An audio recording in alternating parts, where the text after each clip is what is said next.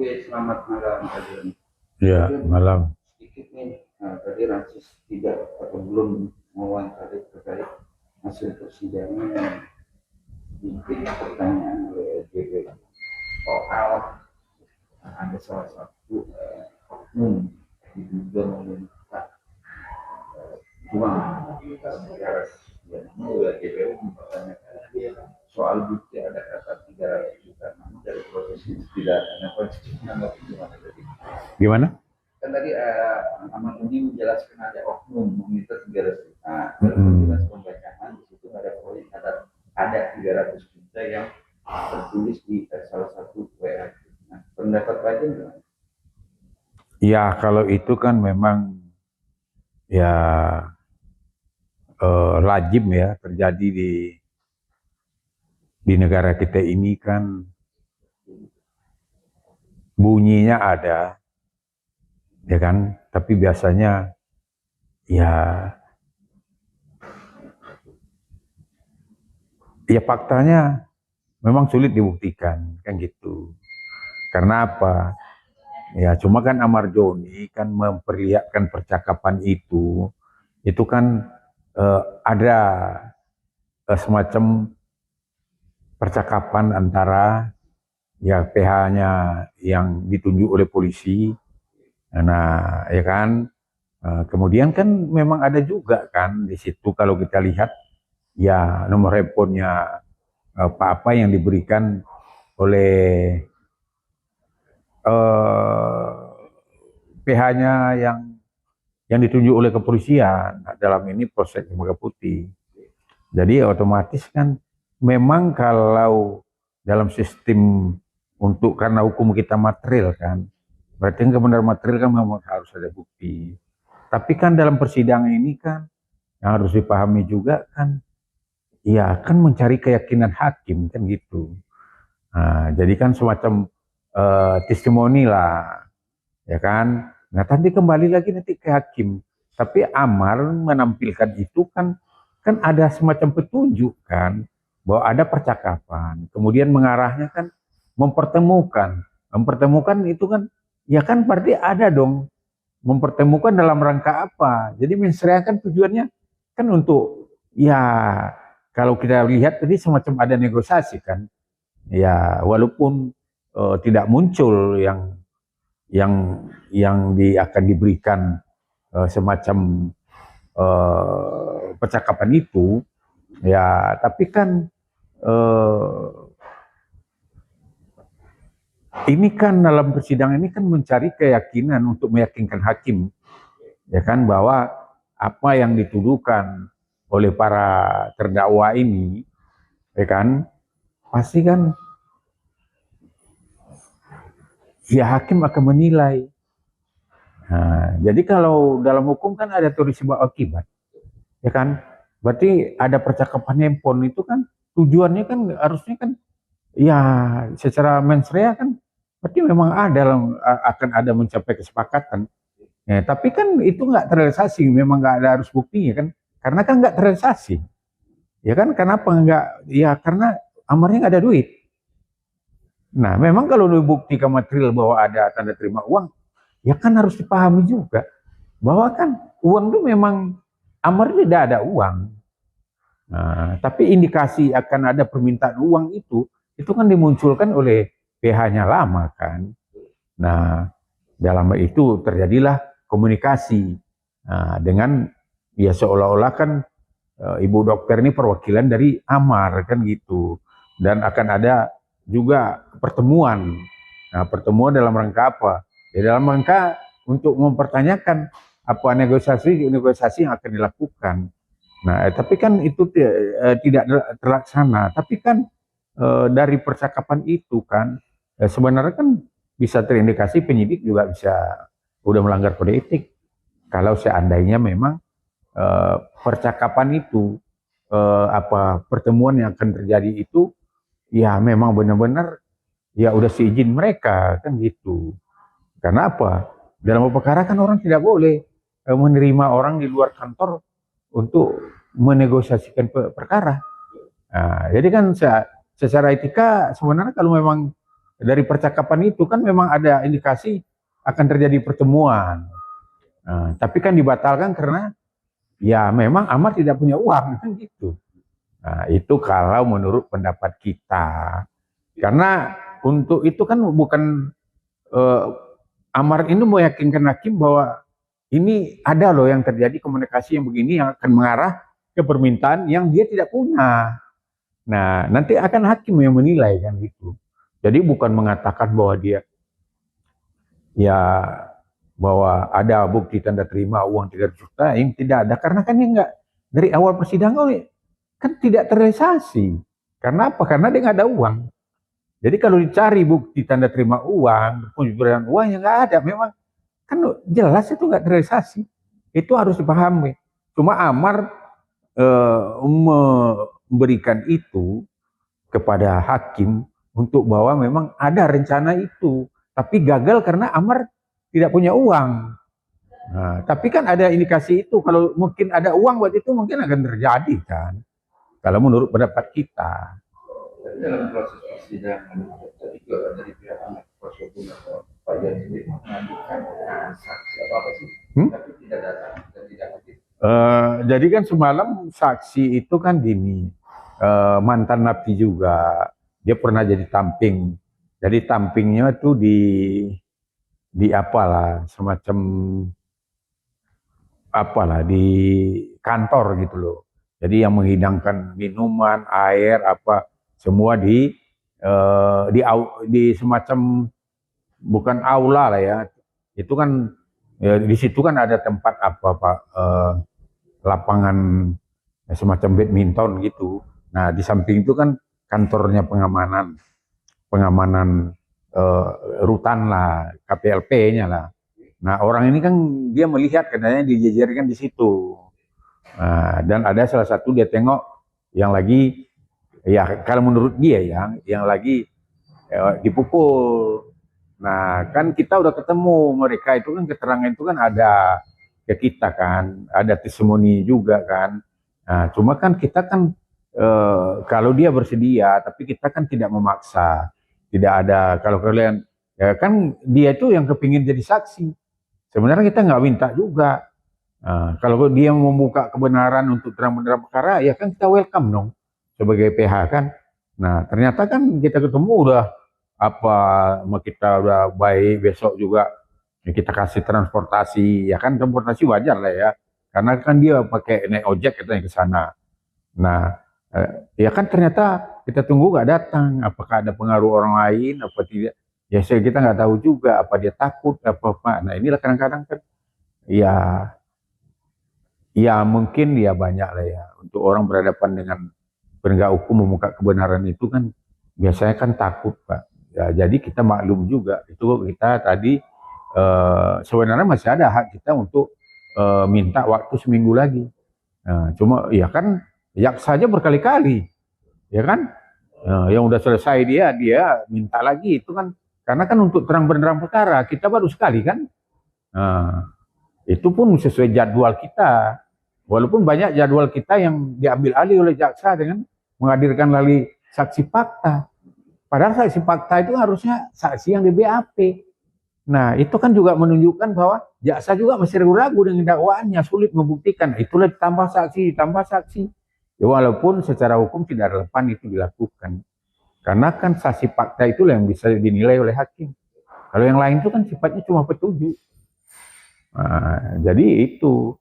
Nah, cuma kita kan namanya pihak ini kan tunduk dengan aturan beracara yang dikatakan oleh hakim. Ya kata hakim kamu terakhir ya udah kita kan welcome, oke terakhir. Karena apa? Ya kan kalau kita paksakan berarti kita kan tidak konsekuen dong dengan aturan beracara kan gitu. Kecewaan seorang Ahmad ini tadi di wawancara media ya, dia benar-benar kecewa tidak hadir dalam persidangan kita. Melihat respon seorang Ahmad yang 39 kata kecewa juga sangat sulit. Ya pantas lah kita aja kecewa, padahal udah semalam nih masih ada foto sama kita ini, ya kan fotonya semalam dia datang, dia mau akan memberi keterangan, padahal permintaan dia ke kita, ya kan? Nah, ini kan nanti apa ya? Nah, nah ini. Hmm. Nah, ini kan foto saksinya itu nih. Ya kan? Tuh, semalam udah apa kita rekam lagi, Pak. Ngomongnya sama kita ada rekamannya. Nah, cuma kan kita mengharapkan ini kan supaya dia memberi keterangan, karena saksi yang mempunyai nilai pembuktian itu yang memberikan keterangan di pengadilan. Ya, kalau testimoni ya bisa aja. Nanti akan kita taruh di pledoi. Tapi kan nilai pembuktian kan tidak sekuat yang dia bersaksi di pengadilan. Sifatnya cuma kan petunjuk. Sama juga saksi-saksi yang belakangan yang dihadirkan oleh JPU, yang tidak ada lagi sebenarnya haknya, maksudnya yang nggak ada lagi sebenarnya aturan bicara yang giliran JPU untuk menghadirkan saksi fakta kan udah habis sebenarnya. Karena terdakwa sudah diperiksa. Nah, kita kan udah masuk dalam ranah apa saksi yang meringankan. Ya, di situ kan pembelaan itu kan pengacara kan dapatnya di situ. Kalau dari awal kan tidak berhak menghadirkan saksi kan. Nah, jadi, nah itu pun diambil alih lebih kurang 70% oleh pihak JPU kan. Nah, kita kan mengharapkan dia itu juga bersaksi. Sebenarnya kan banyak keterangan yang dia akan terangkan bagaimana cara masuknya narkotika itu ke dalam. Nah, kan gitu. Dan siapa aja terlibat petugas, namanya menyebut nama loh. Nah, ini kan sebenarnya ini yang akan kita munculkan sebenarnya bagus untuk supaya Pak Menteri tahu bahwa peredaran ini sebenarnya benar-benar ya ibaratnya ada gitu loh. Ya bisa aja nanti kan ngomongnya dia ini KTP kan ada sama kita, apanya fotokopinya, kemudian ada rekamannya. Ya suatu saat juga kan untuk membenahi supaya jangan terjadi peredaran narkotika di lapas, ya bisa aja nanti percakapannya kita kirim ke Pak Menteri, nanti kita akan masukkan di testimoni kan gitu. Tapi sebagaimana Pak tadi jelas ada salah satu saksi yang akan datang tadi tidak hadir, orang dari mantan atau masih mantan taping, dia udah keluar sekarang, udah bebas. Tapi yang akan dibawa yang pertanyaan saya, apa yang dijabarkan seorang Ahmad Islami ini dengan fakta, dengan asumsi bahwa lapas begini-begini nggak beda jauh dengan keterangan yang tadi tidak hadir.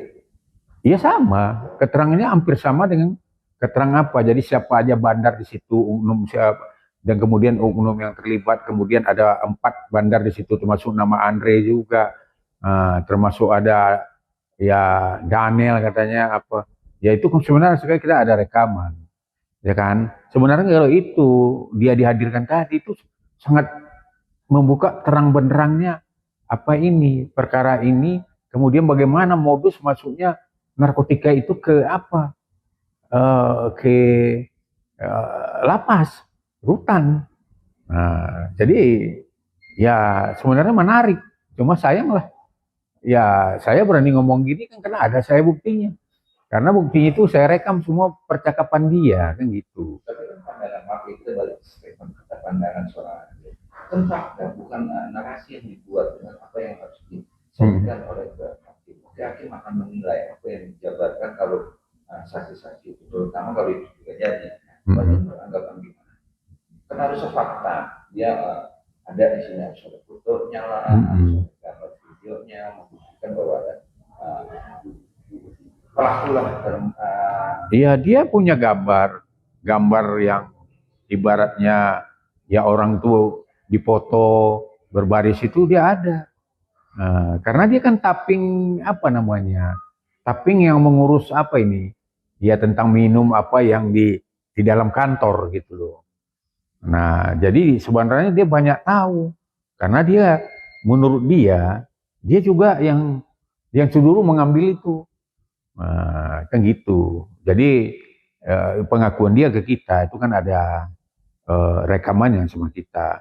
Jadi katanya ya itu mobil narkoba itu masuk katanya melalui mobil pengantar pisang. Ya dugaan lah ya kan, cerita dia. Ya kan dugaannya begitu. Nah nanti terus sama Uknum dia suruh ambil barang itu. Nah, nanti barang itu dikasihin ke Uknum. Nah Uknum lah nanti yang membagi-bagiin ke para bandar ada 4 katanya kan gitu. Ya sebenarnya menarik, tapi kenapa dia tiba-tiba mengundurkan diri jadi saksi, tidak ada sampai sekarang dihubung nggak bisa lagi. Nah, kita kan ya tidak bisa ibaratnya menilai apakah itu betul apa tidak, tapi kan ada kalau kita tengok orang oknum yang disebut itu bersesuaian dengan apa ya para oknum yang melakukan penanganan perkara ini ya yang dilakukan oleh petugas lapas. Nah, jadi bersesuaian keterangan itu dengan saksi yang lama juga, ya, seperti Ari, kayak gitu. Jadi ya dia lebih detail lagi cara memasukkan narkoba ke apa itu, kan gitu. Bagian ini kan sudah dijelaskan juga, itu kan masuk asumsi satu dugaan. Dijabarkan harus sekian tidak datang. Namun itu sudah biasa atau hakim memutuskan bahwa 2 minggu ke depan ada tuntutan oleh JPU itu kan 6 atau 5 terdakwa ini dengan perkara dia. Nah, Baja melihat dalam arti kata tuntutan nanti di 2 minggu ke depan, Baja sebagai kuasa hukumnya Ahmad Doni, apakah akan ada pandangan sedikit soal Ahmad Doni yang dianggap terindikasi tidak melakukan itu? Gimana? Ya kalau kita kan bicara sekarang alat bukti dong, dalam keputusan perkara kan berarti berdasarkan alat bukti yang ditampilkan di pengadilan, ya kan? Ya kalau kita tengok kan secara fakta dan terang benderang, Amar itu memegang barang itu kan nggak ada, ya kan? Ya kemudian kita tengok bukti rekamannya, kenapa? Bukti rekaman itu kalau pendapat kita itu kan ya yang ditampilkan cuma yang ibaratnya yang menguntungkan aja kan, seolah barang Amar. Ya contoh pertama kan jelas di situ kan bersesuaian itu keterangan saksi bahwa Amar itu pada pertama yang disita itu sesuai dengan nomor Pak Dirjen juga kan, ya itu kan ya ibaratnya kalau yang penggeledahan pertama itu kan Amar itu kan cuma 2 handphone dan charger, ya kan itu kan ada. Nah, kemudian itu kan memang ada Amar di situ kan, dan kemudian turun ke bawah kan Amar nggak ada lagi waktu penggeledahan yang kedua. Nah, kemudian kan tiba-tiba kan ada aja tas di situ. Nah, kalau kita nengok dari keterangan ahli, 2 ahli, kan bukti itu harus melekat di Amarnya. Nah, kan Amarnya nggak ada di situ. Nah, kemudian kan kalau keterangan ahli dari manajemennya lapas itu kan kalau penyitaan yang dilakukan oleh petugas lapas kan harus ada berita acara, nah, ya kan, yang harus ditandatangani oleh terdakwa, ya kan, sama petugas, dan ada disaksikan juga pada orang-orang yang ada di situ. Nah ini kan nggak ada. Nah ini kan menurut saya kan ya kualitas dari alat bukti itu tidak bisa mencerminkan bahwa itu harus dipertanggungjawabkan kepada Amar. Nah, itu. Kamu juga kemarin kira akan media menanyakan analisa pandangan apa dan pada juga mantan korupsi dikatakan bahwa perdebatan soal CCTV yang harus jelas, yang full ditampilkan ke sebuah fakta yang terjadi. Namun pihak dari pasar sendiri membuktikan bahwa dengan video atau handphone. Nah itu juga dipertanyakan oleh mantan korupsi itu sebenarnya harusnya. Ya sebenarnya kan gini, harus paham lah, itulah yang saya bilang tadi. Harusnya alat bukti ini kan yang berupa video ini harus kan sempurna Pak. Sempurna apa? Mulai dari penggeledahan sampai pemeriksaan polisi sampai dia bikin pernyataan, ini kan harusnya ada. Kenapa yang dipotong-potong aja semua gitu loh. Nah kalau itu yang dilakukan, nah ini kan jelas nih kalau memang benar itu dari awal penggeledahan, pemeriksaan sampai dia bikin pernyataan, itu kan harusnya kalau ada itu ya kalau memang itu bisa ada membuktikan sesuai dengan ngomong penyidik, ya pasti kita kan juga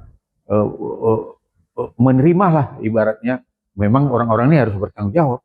Tapi ini kan tidak ada, ya kan? Apalagi kan dibilang kan selalu dia kan indikasi penyiksaan, pemukulan, ya kan? tapi kan kalau kita lihat ini kan pasti jadi pertimbangan hakim juga. Kenapa kok semua orang ini yang apa? Yang mengakuin bahwa dia dipukul diperas. Nah, ini kan kalau sistem peradilan Amerika, ya kan, kalau banyak orang percaya, masyarakat percaya bahwa perbuatan itu ada, kan enggak, inilah kelemahannya hukum kita kan pidana material. Pidana material kan harus ada alat bukti. Padahal kan kalau di negara lain kan sistem ad hoc kan. Jadi kalau psikolog mengatakan wah ini ya jurinya ada di psikolog misalnya, kalau menyangkut dengan kejiwaan orang mengatakan udah begitu, ya kan nggak perlu lagi ada bukti. Kalau ini kan ya lucu kan, kita harus mencari bukti material kan sulit Pak, ya kan? Tapi kan inilah namanya dalam sistem pembuktian itu kan ada keyakinan hakim. Nah, ya kan kalau hakim yakin bahwa memang terjadi itu penyiksaan apa kan tidak perlu ada bukti, kan keyakinan hakim kan. Tapi ini jadi pertanyaan juga kalau bahwa memang seharusnya ada CCTV walaupun manapun ini kan juga masyarakat beda ketangkapnya di lapangan. Iya, saya kan udah bilang udah pernah ke sana itu ada CCTV Pak. Di CCTV di sudut itu kan ada. Kan saya seperti saksi itu kan, saksi dari lapas mengatakan bahwa saya pernah ke sana, benar itu. Tapi kan saya dalam rangka bukan menyatakan amar itu apa, datang menasihatin. Karena tugas sebuah pengacara kan terjadi karena amar ini kita melakukan pelanggaran terlarang. Ya terlarangnya apa? Saya kan nggak pernah ngomongkan. Ya kalaunya yang terlarang itu kan katanya masukkan handphone, ya kan? Nah itulah di Selti. Nah katanya udah selesai menjalankan. Untuk itu Pak Jong kita undang untuk memberikan nasihat dan edukasi. Nah kita datang. Saya datang waktu ke sana memang. Nah saya kan edukasi, udah lamar, jangan lagi melakukan perbuatan itu. Nanti masuk register kan sulit menghapusnya. Ternyata kan ya nggak pernah dikatakan oleh petugas lapas bahwa Amar melakukan pelanggaran mengedarkan narkoba, menjual narkoba, nggak ada. Nah di situ kan ya kita lihat juga kan. Dan yang aneh kan ada bukti yang muncul itu kayak pernyataan Amar di kantor lapas. Kenapa dari awal tidak dimasukkan? Padahal itu kan udah dibuat sama dia kan. Sebelum berkas keluar itu kan harusnya ada petunjuk P19 jaksa untuk bukti itu kan harus dimasukkan pada waktu dalam berita acara berkas perkara.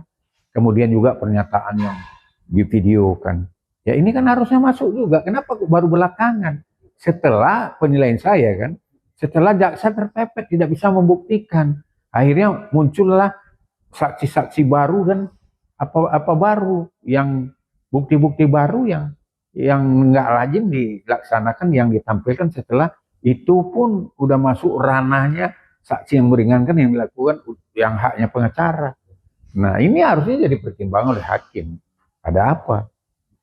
Berarti ada kesalahan. Padahal kan harus kita paham, masyarakat paham bahwa jaksa itu kan adalah dominus litis, peneliti. Nah, dia yang menentukan apa perkara ini memenuhi syarat P21 apa tidak. Nah kenapa? Berarti kan kalau kita lihat berarti kan ada indikasi lalai kan jaksa di situ. Kenapa dari awal bukti-buktinya nggak dimunculkan? Baru sekarang baru diapakan? Berarti kan seolah ada nggak yakin dengan dakwaannya itu. Kemudian kan kita tengok saksi yang dihadirkan, saksi dari penyidik.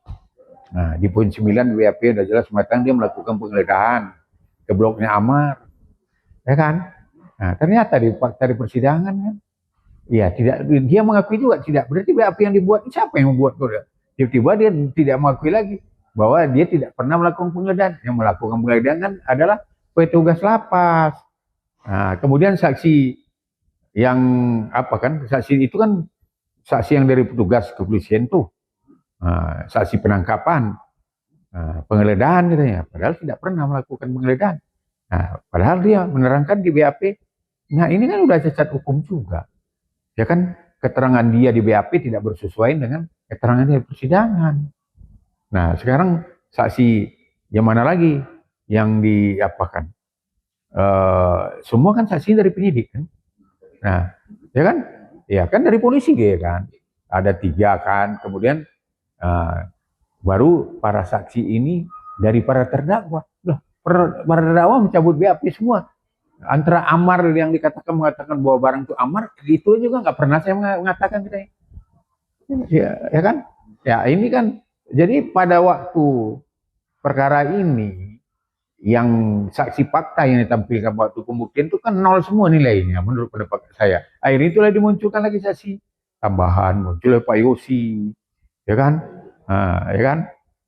Muncullah nanti saksi perbalisan kan. Nah, itu kan terbukti juga kan. Perbalisan itu mengatakan memang dia tidak pernah didampingi PH, ya kan? Kemudian tidak ada di apa penolakan, katanya ada penolakan, tapi kan berita acara penolakan nggak ada juga. Padahal kan udah ada SOP-nya. Kalau melakukan penolakan itu kan harus ada berita yang ditandatangani oleh petugas dan apa Mar. Nah ini kan ada salah satu bukti sesuai 86 KUHP, ya kan? Pasal 56 KUHP udah jelas kalau orang yang dihukum ancam hukum 5 tahun ke atas tidak didampingi oleh PH kan harus bebas demi hukum. Tapi kan pertanyaan kalau kita dugaan, oke dia menolak, tapi di surat BAP itu dia menandatangani gimana? Yang menandatangani ya kan yang PH itu, inilah berarti kan ada indikasi palsu bang BAP itu. Karena orangnya nggak pernah hadir, dia mengakuin dia nggak pernah hadir di situ. Penyidik juga mengakui tidak pernah hadir. Nah tiba-tiba dia ada bisa berdatangan di sini.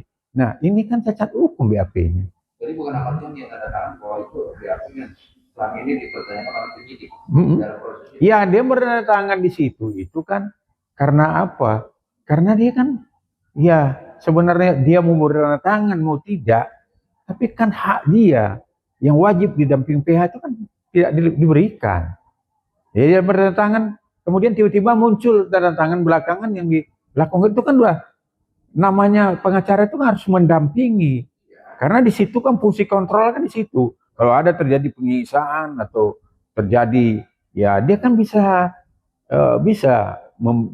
PH itu membuat ya semacam di keterangan tambahan ya Amari menolak kan tangan. Ini kan dia tidak dampingi. Karena pengacara itu sifatnya fungsi kontrol terhadap penyidik supaya penyidik berjalan sesuai koridornya KUHP dan Perkap Kapolri. Nah ini dia nggak ada, tiba-tiba berdatangan. Inilah keaneh ini. Sebenarnya ini kan kalau dilihat oleh para pengawas penyidik seperti Propam, Pamina, kemudian juga Inspektorat, ya kan Irwasda lah kalau di Polda kan, harusnya turun tangan dong. Ada apa ini? Kok bisa orang yang tidak punya pengacara, nggak ada pengacara, tidak pernah mendampingi, tidak pernah muncul di sana, tiba-tiba berdatangan. Nah, ini ada apa? Harusnya kan diperiksa dong penyidik. Nah, yang memeriksa itu kenapa kamu bisa menyuruh orang tidak pernah mendampingi? Kan dia udah dikatakan ahli pidana kan, bahwa itu kan berarti BAP-nya itu kan cacat hukum. Kalau cacat berarti kan batal lah menurut istilah hukum kan. Nah kalau batal, nah dakwaan disusun berdasarkan apa? Berdasarkan BAP. Nah kalau BAP udah nggak sah, terus dakwaannya gimana? Berarti nggak sah juga dong. Nah otomatis kan kalau kita bicara ini kan harusnya Mbak Amar bebas demi hukum dong. Ya peristiwa pidana ada. Dan kemudian kan alat bukti yang dipegang sekarang ini kan juga nggak dimunculkan juga.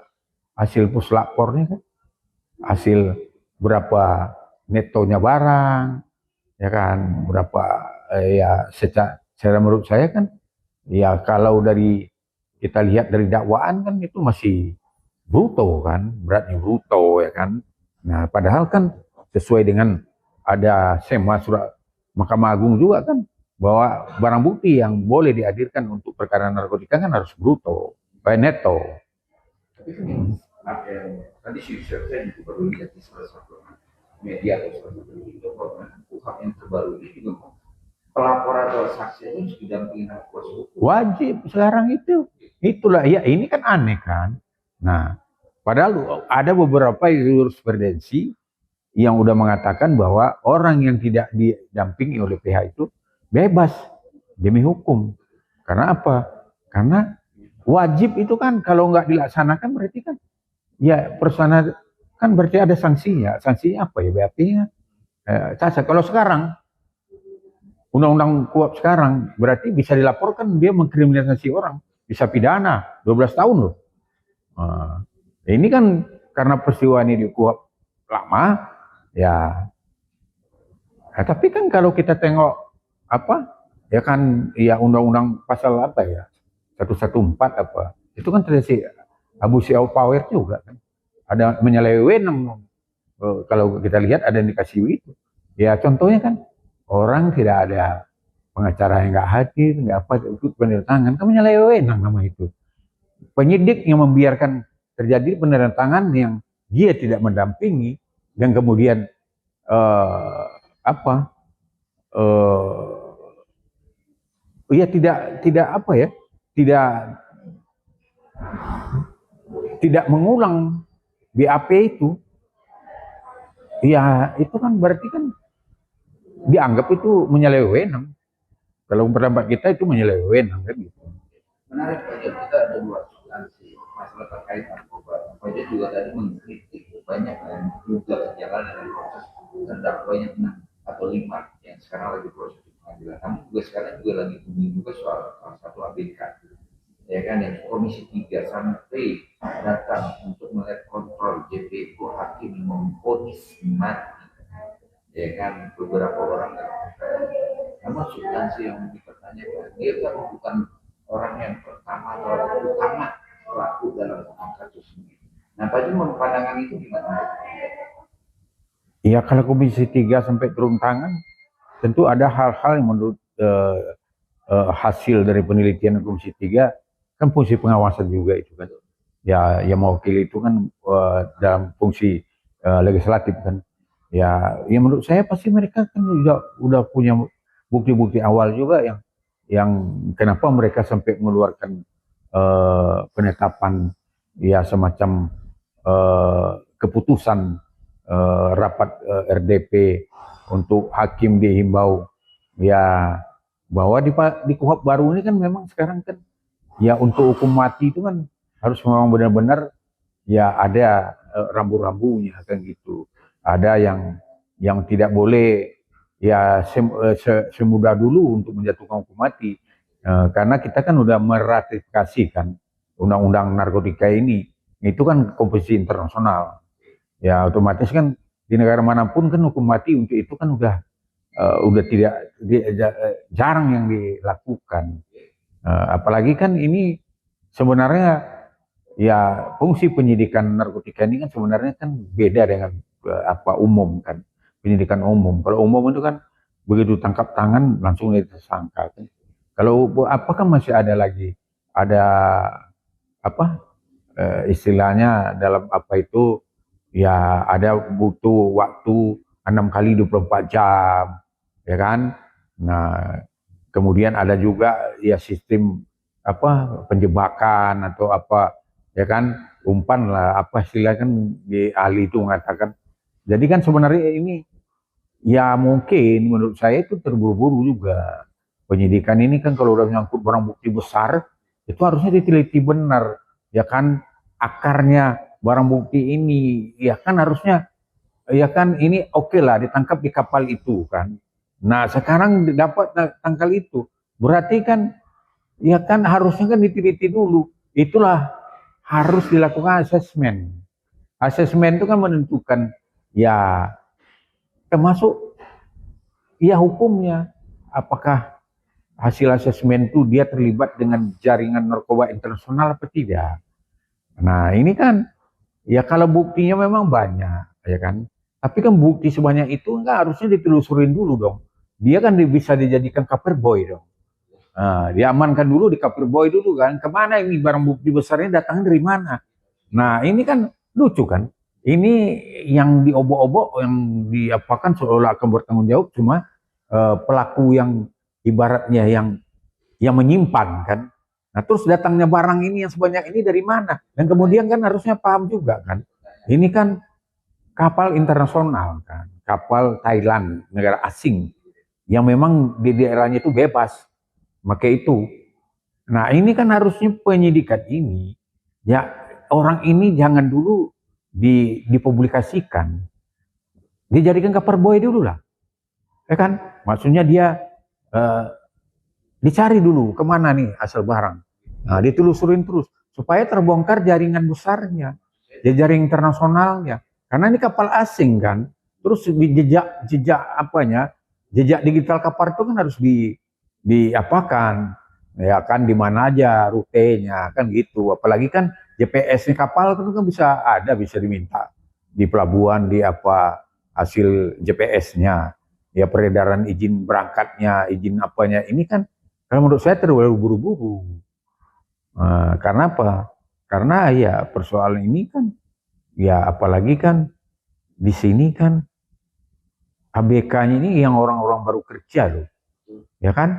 Nah ini kan kemudian riwayat hidupnya ABK ini kan harus dipaham juga, ya kan? Sampai di mana dia terlibat dengan jaring narkotika?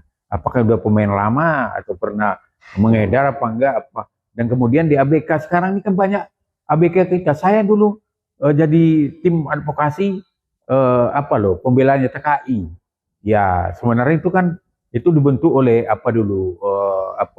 perusahaan jasa TKI dan kemudian di situ ya kan. Nah setiap TKI mau berangkat itu kan ada uang iuran asuransi. Nah asuransi ini kan wajib menunjuk PH. Nah, ya kan PH inilah yang berkesamaan nanti dengan PH-nya luar negeri kan gitu. Nah, kan saya banyak juga yang menangani. Kebanyakan di Taiwan itu. Banyak ABK-ABK ini kan banyak di penipuan. Ya penipuan gitu. Dia udah keluar izin apanya, nyampe di sana malah beda lagi. Ya kan? Nah, ini kan perlindungan ini kan harus diberikan oleh negara. Dan benar-benar lalu, kenapa kita kok terlalu mudah cepat memutuskan perkara ini? Ya hukuman berat gitu loh. Padahal untuk orang negara lain kita lama kali proses hukumnya, ya kan? Ya tengok aja kan, banyak. Apalagi orang negara lain kita tengok kan, beberapa orang juga Pak Presiden itu menengok kan sampai diberikan semacam ekstradisi kan. Berarti kan dan negaranya berjuang juga mati-matian untuk memperjuangkan supaya warga negaranya jangan dihukum mati. Nah, kenapa kita ini kok begitu mudah menjatuhkan hukum mati kepada warga negara kita yang sebenarnya kalau teori logika sekian ton itu sekian ton itu kan nggak mudah membawa narkoba itu, menyusupkannya itu di dalam apa itu nggak mudah. Berarti ini pasti terlibat jaring internasional. Nah harusnya BNN ini fungsinya dia itu inilah asesmen ini. Nah, asesmen ini kan mencari apakah mereka ini terlibat dengan jaringan narkotika internasional apa tidak. Kemudian kan harus diselidiki TPPU-nya. Tidak penjualan apa dia ini banyak rekeningnya apa enggak. Dan rekeningnya dari mana aja asalnya. Nah, contohnya kan yang kasusnya yang perempuan yang ditangkap kan. Nah, ya kan? Bukan. Kan ada di Indonesia juga yang ditangkap di luar negeri. Ya, kan terlibat jaringan internasional. Siapa namanya itu nih, bukan nama orang Jawa itu kan di Tempo ada itu. Nah itu kan dengan udah proses yang panjang itu bekerjanya polisi dan BNN kita. Nah, sampai kan ke akar-akarnya ditangkapnya oleh luar negeri kan. Nah ini kan kalau begini kan bagus kan. Ini saya baru melihat tuh di RDP, kok bisa dan kemudian barang bukti kok begitu besar. Nah, barang buktinya besar dan pelakunya itu kan cuma sekitar kapal. Ibaratnya kan cuma dalam satu rumah. Nah, padahal kan jaringan sebanyak itu narkotika. Nggak kan mungkin bisa dengan mudah itu kalau nggak ada jaring di luar. Nah, harusnya kan jaringannya ini dulu yang harus ditangkap. Jadikan dulu dia cover boy. Jadi dua substansi yang berbeda dalam proses yang menjadi hukuman. Kita balik lagi ke masyarakat Muhammadiyah. Jadi kan berpendapat bahwa itu bukan barang dia. Ada salah satu barang yaitu barang hantu. Harusnya kan diseludurin dulu barang siapa dulu dengan poin yang diperkarakan ini. Sama juga dengan perkara ABK. Harusnya kan ya buktikan dulu. Ya alur barang datang itu yang harus duluan di akarnya lah. Ya kan hulunya dulu lah. Ini kan cuma di hilirnya doang yang diobok-obok. Ya kan hulunya padahal kan pada waktu Unum Pak Yosi ngomong kan dia udah tahu Andre itu katanya udah ditangkap. Kenapa sekarang harus kan udah mudah kan? Ya untuk nangkap dia dong, tangkap dulu di apa, dicocokkan keterangan Amar ini dengan dia kan. Nah sekarang kan ya kenapa polisi tidak ada apa bergerak, harus kan bergerak dong, ya kan? Nah itu kita imbau juga lah, kan udah kan Pak Yosi udah ngomong bahwa ini orang ini ada, dia udah ditangkap di Jakarta Utara. Nah sekarang ada di Cipinang. Sekarang ini orangnya kan harus ditangkap kan, dikembangkan dong. Berapa banyak jaringan dia punya kan gitu. Jadi kan lucu kan, ya udah aku bilang di hulunya tidak pernah disentuh. Ya kan air itu ya ya ya di hilirnya yang dibersihkan, tapi air kotor dari atas mengalir terus gimana? Ya tetap aja itu namanya tidak memberantas. Ya kan? Ibaratnya gini, yang kecil-kecilnya diberantas, tapi hulu yang mengalir itu dibiarkan aja, ya tetap aja dia akan mengalir terus, malah makin banyak. Karena yang di atas itu nggak di stop di hulunya, nggak dia basmi, nggak dihabisi, kayak ibarat air nggak ditembok gitu.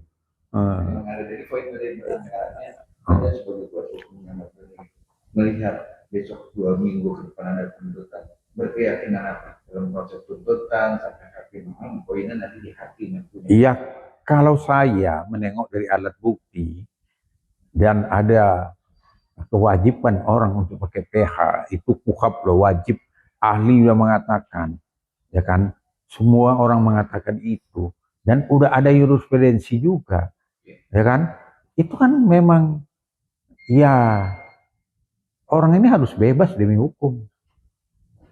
Karena persyaratan itu yang ya peristiwa pidana ada, tapi kan pertanggungjawabannya juga belum bisa secara terang benderang dipertanggungjawabkan kepada Amar Joni dengan kawan-kawan. Karena apa?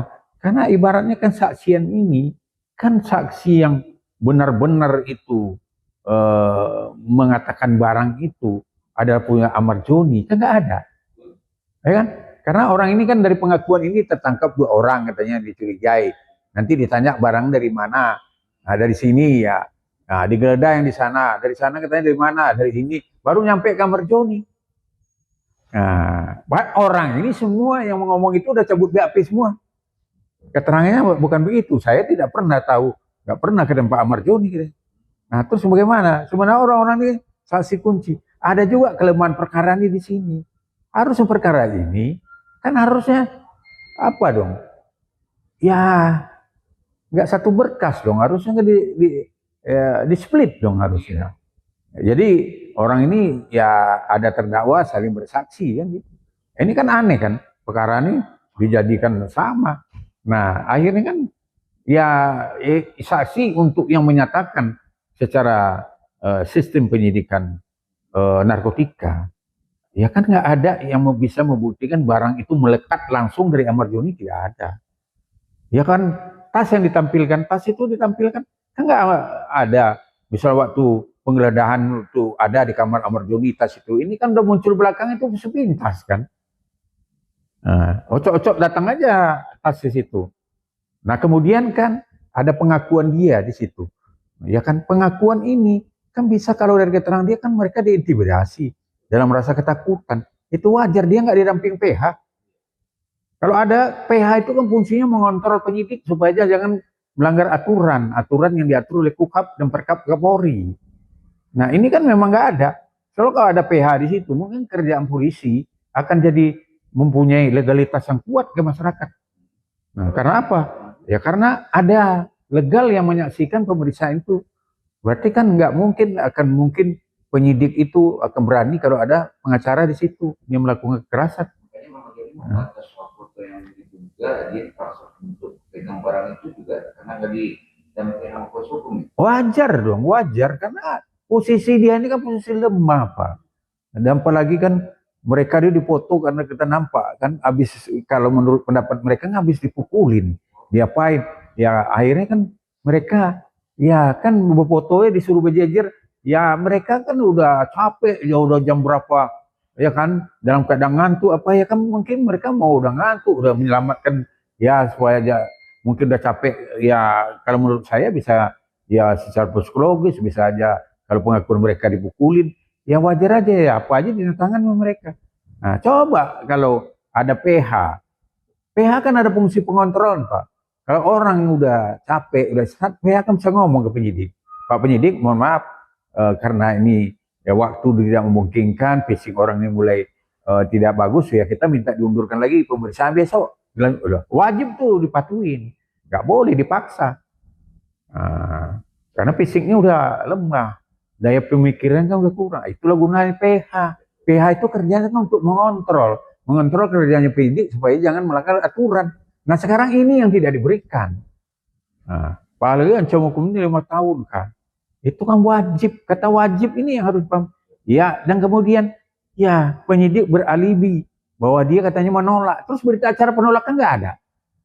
Lalu terus kalau kita sama-sama kita bicara hukum material, harusnya kan penyidik bisa juga menunjukkan bukti secara material bahwa mereka menolak.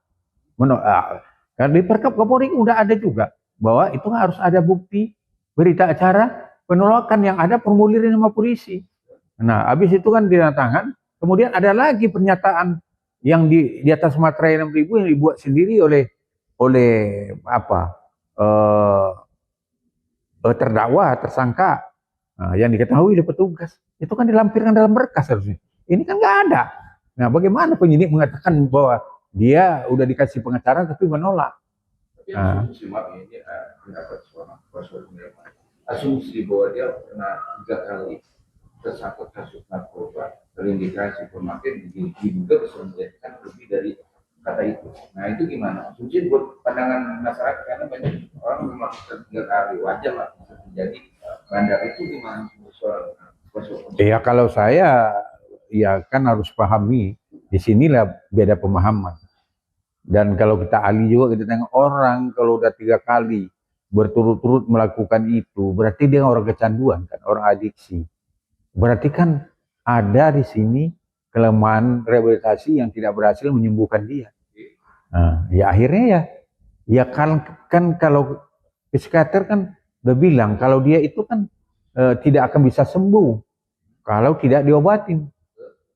Nah, otomatis dan Amar harus dipaham riwayat itu kok saya selalu keberatan selalu mengatakan Amar residivis. Harusnya kan dipahami undang-undang narkotika itu kan undang-undang 35 2009 itu udah jelas bahwa penyalahgunaan narkotika untuk diri sendiri itu bukanlah penjahat, dia itu adalah korban dari peredaran narkotika.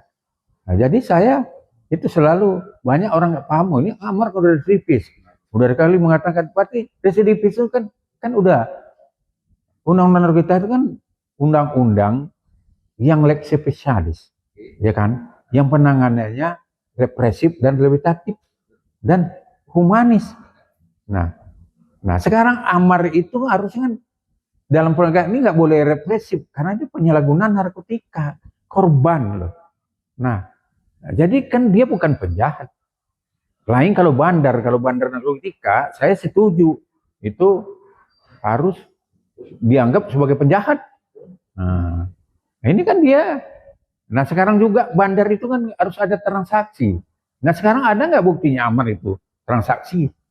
Kemudian ada nggak di rekening dia bukti penjualan apa tidak?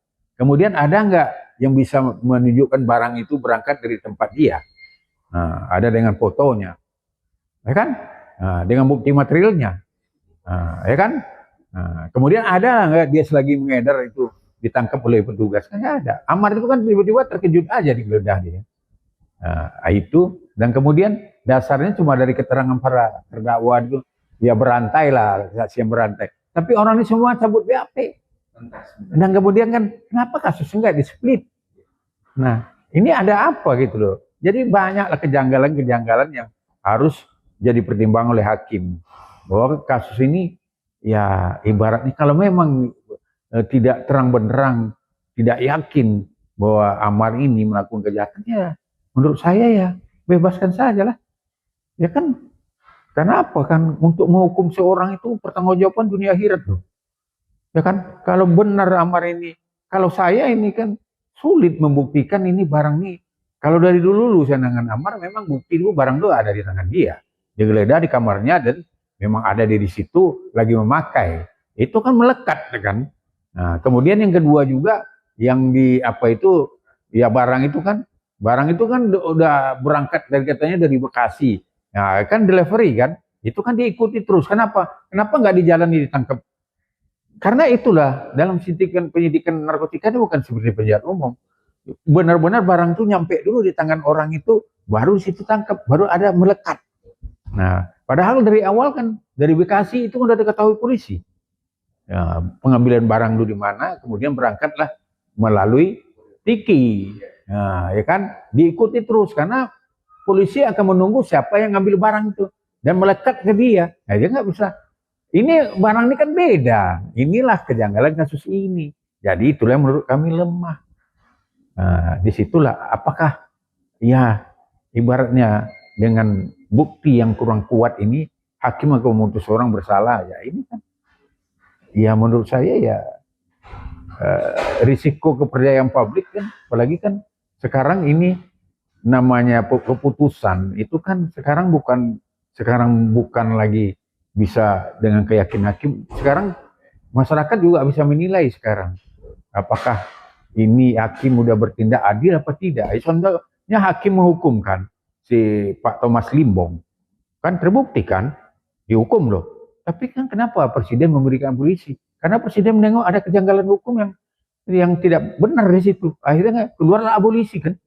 Karena presiden menerbitkan itu karena apa? Ada kejanggalan penyidikan hukum yang seolah-olah ya menurut itu terjadi kriminalisasi terhadap seseorang. Padahal kan betapa malunya hakim yang udah memutuskan perkara Tom Lembong bersalah. Tiba-tiba presiden mengeluarkan abolisi. Nah, ya kan? Nah, sama juga dengan siapa si sekjen PDIP kan, Hasto, ya kan? Kenapa langsung diberi amnesti? Harusnya itu pukulan bagi hakim. Kenapa presiden Presiden kan udah pasti kan dia punya menteri hukum, dia punya Menko, dia punya ya kan, dan kemudian ahli-ahli hukumnya kan. Kita tengok ada kejanggalan di situ. Itulah diberikan amnesti. Kemudian Pak Limbong, ya kan?